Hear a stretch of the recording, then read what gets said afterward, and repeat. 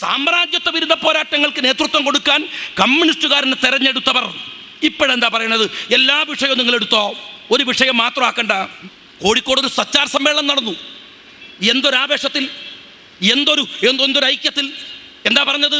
മുസ്ലിം ലീഗിൻ്റെ വേറൊരുക്കാൻ അല്ലേ, മുസ്ലിങ്ങളുടെ മേൽ ആധിപത്യം സ്ഥാപിക്കാൻ ഒരു സച്ചാർ സമ്മേളനം. അതിന് നേതൃത്വം കൊടുക്കാൻ സകല മുസ്ലിം നാമധാരികളായിട്ടുള്ള കമ്മ്യൂണിസ്റ്റ് പക്ഷക്കാരും കമ്മ്യൂണിസ്റ്റുകളും ഒക്കെ പുറപ്പെട്ടല്ലോ. മലപ്പുറത്തുനിന്ന് സഖാബ് ടി കെ ഹംസയും സഖാബ് കെ ടി ജലീലും അടങ്ങുന്ന സകലരും പോയല്ലോ. എന്നിട്ട് എന്താ അവസാനം? ആ സമിതി റിപ്പോർട്ട്, ആ ഒരു സെമിനാർ നടത്തിയപ്പോൾ എന്താ അതിൻ്റെ ആകത്തുക? നിങ്ങളൊന്ന് പരിശോധിക്കും. എന്താ പറഞ്ഞത്? ആദ്യം ആ പ്രമേയം വായിച്ചാൽ അറിയാം, ഇവരാ സമിതി റിപ്പോർട്ട് ഒരു തവണ പോലും വായിച്ചിട്ടില്ല. ഒരു തവണ വായിച്ചിരുന്നുവെങ്കിൽ നിങ്ങൾക്ക് നിർലജ്ജമായി ഇങ്ങനെ ഒരു സെമിനാർ സംഘടിപ്പിക്കാനാവില്ല.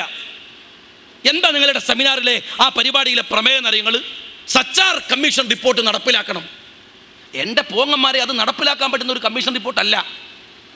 അതറിയണമെങ്കിൽ അത് വായിക്കണം. അതിൻ്റെ ഫ്രണ്ട് പേജിൽ ആദ്യത്തെ പേജ് മറിച്ചാൽ സച്ചാർ സമിതിയെ നിയോഗിക്കുന്ന വർഷത്തെക്കുറിച്ച് പറയുന്നു, കാരണങ്ങൾ പറയുന്നു. രണ്ടാമത്തെ പേജിൽ പറയുന്നു ടേംസ് ഓഫ് റെഫറൻസ്. എന്തിനാണ് ഈ സമിതി? ഈ സമിതിയുടെ അന്വേഷണ പരിധി എന്താണ്? ഈ സമിതി അന്വേഷിക്കേണ്ടത് എന്താണ്? ഈ സമിതി കണ്ടെത്തേണ്ടത് എന്താണ്? കൃത്യമായി മുസ്ലിങ്ങളുടെ സാമ്പത്തികാവസ്ഥ, രാഷ്ട്രീയാവസ്ഥ, സാമൂഹ്യാവസ്ഥ, വിദ്യാഭ്യാസപരമായ അവസ്ഥ, അവരുടെ ആരോഗ്യം, സകലതും അന്വേഷിക്കുക. ഒരു മുസ്ലിം 60 കൊല്ലക്കാലമായി ഇന്ത്യയിൽ ജീവിക്കുന്ന മുസ്ലിമിൻ്റെ ഇന്നത്തെ വർത്തമാന പശ്ചാത്തലം എന്ത്? ഇത് ആമൂലാഗ്രം പരിശോധിക്കുന്ന ഒരു റിപ്പോർട്ടാണ് സച്ചാർ സമിതി റിപ്പോർട്ട്. അത് നടപ്പിലാക്കാൻ കഴിയില്ല. അതൊരു കണക്കാണ്, അത് ഡാറ്റകളാണ്. അതുകൊണ്ടാണ് സെൻട്രൽ ഗവൺമെൻറ് ഇത് കൊണ്ടുവന്നത്. കേന്ദ്ര ഗവൺമെൻറ്റാണ്, കോൺഗ്രസ് ഗവൺമെൻറ്റാണ്. ഇന്ത്യയിലെ മുസ്ലിങ്ങൾക്ക് മറക്കാനാവാത്ത ഇന്ത്യയുടെ പ്രഗത്ഭനായ പ്രധാനമന്ത്രി മൻമോഹൻ സിംഗ് ആണ്. അദ്ദേഹം കൊണ്ടുവന്ന ഏറ്റവും വലിയ നീതി ഈ സച്ചാർ സമിതിയാണ്. ഈ കമ്മീഷൻ റിപ്പോർട്ട് പുറത്തു കൊണ്ടുവന്നതാണ്. ആ റിപ്പോർട്ടിൽ അത് പുറത്തു വന്നപ്പോൾ സെൻട്രൽ ഗവൺമെൻറ് പറഞ്ഞു, ഇതിൻ്റെ വെളിച്ചത്തിൽ ചില ഉപസമിതികൾ ഉണ്ടാക്കേണ്ടതുണ്ട്. മുസ്ലിങ്ങളുടെ പ്രശ്നങ്ങൾ പഠിക്കാൻ, പരിഹരിക്കാൻ ചില ഉപസമിതികൾ വേണം. അങ്ങനെയാണ് ഓരോ സ്റ്റേറ്റിലും ഇതിൻ്റെ പേരിൽ ചില സമിതികൾ ഉണ്ടാക്കാൻ ശ്രമം നടന്നത്. അപ്പോൾ ഇവർ പറഞ്ഞു, ഇല്ല, റിപ്പോർട്ട് നടപ്പിലാക്കണം. രണ്ടാമത്തെ കാര്യമോ, അത് ഉദ്ഘാടനം ചെയ്തത് സീതാറാം യെച്ചൂരിയാണ്. സീതാറാം യെച്ചൂരിയുടെ പ്രസംഗം എന്താ? പ്രസംഗം ജാതീയ സംവരണം കൊണ്ടല്ലാതെ മുസ്ലിങ്ങൾക്ക് രക്ഷപ്പെടാനാവില്ല. സഖാവേ, നിങ്ങൾ ആരെയാ തിരുത്തിയത്? നിങ്ങൾ തിരുത്തിയത് മുസ്ലിം ലീഗിനെയാ, കോൺഗ്രസിനെയാ, അല്ലെങ്കിൽ ആരെയാണ് നിങ്ങൾ തിരുത്തിയത്? മഹാനായ CH മുഹമ്മദ് കോയ സാഹിബിൻ്റെ വിഖ്യാതമായിട്ടുള്ള ഒരു പ്രസംഗമുണ്ട് NSSൻ്റെ സമ്മേളനത്തിൽ. അത് ഓർമ്മ വരുമ്പോൾ പഴയ തലമുറയിൽപ്പെട്ടവർക്ക് അവരുടെ രോമരാജുകൾ എഴുന്നു നിൽക്കും. CHൻ്റെ എക്കാലവും ഉദ്ധരിക്കപ്പെടുന്ന ഉദ്ധരണികൾ അവിടെയാണ് ഉണ്ടായത്. എൻ്റെ ഈ സമുദായത്തിൻ്റെ തലമുടി നാരുടെ അവകാശം ഞാൻ ആർക്കും വിട്ടുകൊടുക്കില്ല, എന്നാൽ മറ്റൊരു സമുദായത്തിൻ്റെ തലമുടി നാരുടെ അവകാശം ഈ സമുദായത്തിനുമേൽ വാങ്ങാനും ഞാൻ സമ്മതിക്കില്ല, അല്ലെങ്കിൽ അത് പിടിച്ചു വാങ്ങയില്ല എന്ന CHൻ്റെ ഈ അർത്ഥം വരുന്ന വാക്കുകൾ. സാമ്പത്തിക സംവരണത്തെ ഞാൻ എതിർക്കുക തന്നെ ചെയ്യും CH പറഞ്ഞു. അതിന് മറുപടി പറഞ്ഞത് നാരായണ പണിക്കരല്ല. തിരുവനന്തപുരം BJT ഹാളിൽ EM ശങ്കരൻ നമ്പൂതിരിപ്പാടിൻ്റെ മറുപടി എന്താ നമ്പൂതിരിപ്പാട് പറഞ്ഞത്? ദേശാഭിമാനിയുടെ ഫ്രണ്ട് പേജിൽ വന്നു, CHൻ്റെ ദിവാസ്വപ്നം എന്ന് പറഞ്ഞിട്ട് അവരെഴുതി. CH ദിവാസ്വപ്നം കാണുകയാണ്. EMSൻ്റെ പ്രയോഗമാണ്. ഒരു കാര്യം മുഹമ്മദ് കോയ മനസ്സിലാക്കണം, കേരളത്തിലെ കമ്മ്യൂണിസ്റ്റുകാരൻ്റെ സിരകളിൽ രക്തമോടുന്ന കാലത്തോളം, കേരളത്തിലെ കമ്മ്യൂണിസ്റ്റുകാരൻ്റെ സിരകളിലെ രക്തമോടുന്ന കാലത്തോളം ഞങ്ങൾ ജാതീയ സംവരണത്തെ എതിർക്കുകയും സാമ്പത്തിക സംവരണത്തിന് വേണ്ടി വാദിക്കുകയും ചെയ്യും. ശങ്കരൻ നമ്പൂതിരിപ്പാടിനെ തിരുത്തിയത് ആരാ? ജാതീയ സംവരണം വേണമെന്ന് പറഞ്ഞത് ലീഗാണ്, അതിനുവേണ്ടി സമരം ചെയ്തത് മുസ്ലിം ലീഗാണ്. എന്നാൽ അതേ വാചകങ്ങൾ 60 കൊല്ലം കഴിഞ്ഞ് ആവർത്തിക്കേണ്ടി വന്നു എൻ്റെ സീതാറാം യെച്ചൂരിക്ക്. തൊട്ടുപിറ്റേ ദിവസം ഡൽഹിയിൽ പോയി അത് തിരുത്തിയിട്ടുണ്ടെങ്കിലും പറഞ്ഞു, അത് തിരുത്താതിരിക്കാൻ കമ്മ്യൂണിസ്റ്റ് പാർട്ടിക്കാരന് കഴിയില്ല. അവരുടെ ജാതീയ മുഖം ഉള്ളിടത്തോളം കാലം തിരുത്തി. പക്ഷെ പറഞ്ഞല്ലോ, മറ്റൊരു കാര്യമോ, സെൻട്രൽ ഗവൺമെൻറ് വിചാരിക്കാതെ സച്ചാർ കമ്മീഷൻ റിപ്പോർട്ടിൻ്റെ വെളിച്ചത്തിലുള്ള മുസ്ലിങ്ങളുടെ പ്രശ്നങ്ങൾ പരിഹരിക്കാനാവില്ല. എന്തെന്നാൽ ഒരു കേരള ഗവൺമെൻറ് വിചാരിച്ച് നടക്കുന്ന കാര്യമില്ല. ഇന്ത്യയെ മുഴുവൻ ബാധിക്കുന്ന വിഷയങ്ങളാണ് അതിലുള്ളത്. അതുകൊണ്ട് സെൻട്രൽ ഗവൺമെൻറ് പറഞ്ഞു, ഓരോ സ്റ്റേറ്റും അവിടുത്തെ മുസ്ലിങ്ങളുടെ പരിതോവസ്ഥ പഠിച്ച് പരിഹാരങ്ങൾ ഉണ്ടാക്കട്ടെ. ഏറ്റവും മെച്ചമായി ഇന്ത്യയിൽ മുസ്ലിങ്ങൾ ജീവിക്കുന്നത് കേരളത്തിലാണ്. അതുകൊണ്ട് കേരളത്തിൻ്റെ പാക്കേജ് അല്ല പശ്ചിമ ബംഗാളിൽ വേണ്ടത്. ഏറ്റവും മോശപ്പെട്ട് മുസ്ലിങ്ങൾ താമസിക്കുന്നത് ബംഗാളിലാണ്. ബംഗാളിൻ്റെ പശ്ചാത്തലമല്ല ആസാമിൽ ഉണ്ടാവേണ്ടത്, ആസാമിൻ്റെ പശ്ചാത്തലമല്ല മഹാരാഷ്ട്രയിൽ വേണ്ടത്, ഉത്തർപ്രദേശിൽ വേണ്ടത്. അതുകൊണ്ട് ഓരോ സ്റ്റേറ്റുകളും വ്യത്യസ്തമായ പാക്കേജുകൾ ഉണ്ടാക്കണം. അതിനെന്ത് വേണം?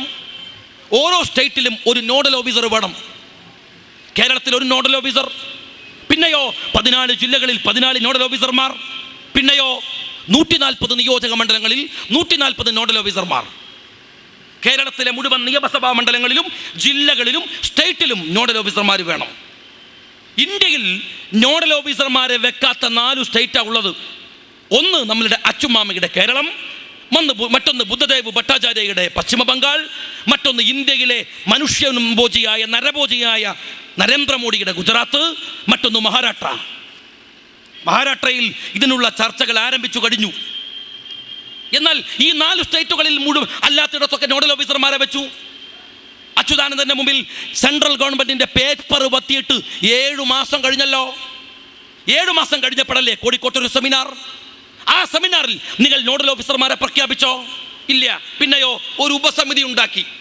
ആരാ ഉപസമിതിയുടെ ചെയർമാൻ? നമ്മളെ പാലൊളി മുഹമ്മദ് കുട്ടി. ചുക്കിനും ചുണ്ണാമ്പിനും കൊള്ളാത്ത ഒരു ചരക്ക്. ഇത് ഹലാക്കായി പോട്ടെ എന്ന് കരുതി ഒരു സാധനത്തിനെ വെച്ചു. അള്ളാന്റെ ദുനിയാവിൽ ഒരു മനുഷ്യന് ഉപകാരം ചെയ്ത് ശീലമില്ലാത്ത ഈ വസ്തുവിനെടുത്തിട്ട് ഇതിന്റെ തലപ്പത്ത് വെച്ചു. മെനഞ്ഞാന്ന് പത്രങ്ങൾ എഴുതി സച്ചാർ സമിതിയുടെ സിറ്റിങ്ങുകൾ പരാജയപ്പെടും.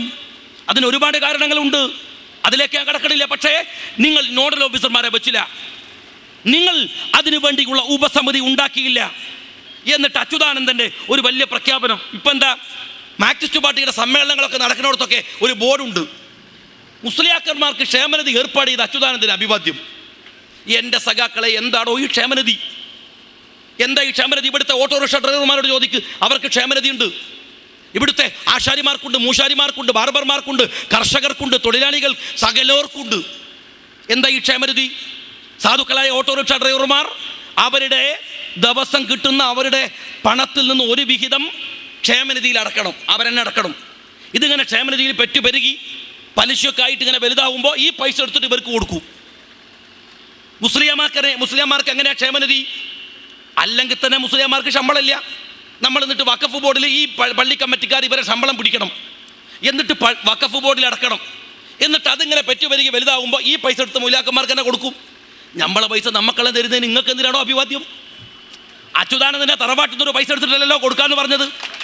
കേരള ഗവൺമെന്റിന്റെ ഒരു വിഹിതമല്ലല്ലോ മുസ്ലിയാക്കന്മാർക്ക് കൊടുക്കാന്ന്. മുസ്ലിയാക്കന്മാരെ പൈസ ഓർക്ക് തന്നെ കൊടുക്കണമെങ്കിൽ നിങ്ങൾക്ക് എന്തിനാ അഭിവാദ്യം? അല്ലെങ്കിൽ മുസ്ലിയാക്കന്മാരോടുള്ള ഒരു സ്നേഹമേ അല്ലേ? എന്താ, ഒരു ഭാഗത്ത് മദ്രസ സംവിധാനത്തിനെ തകർത്തിട്ട് മുസ്ലിയാക്കന്മാരെ ഇല്ലാണ്ടാക്കാൻ വേണ്ടി ഇവിടെ മദ്രസനെ ഇല്ലാണ്ടാക്കാൻ നോക്കുകയാണ്. ഇപ്പുറത്തോ മൊയ്ലാക്കന്മാർക്ക് ക്ഷേമനിധി. മദ്രസ ഇല്ലേ പിന്നെ എന്ത് മൊയ്ലാരടോ?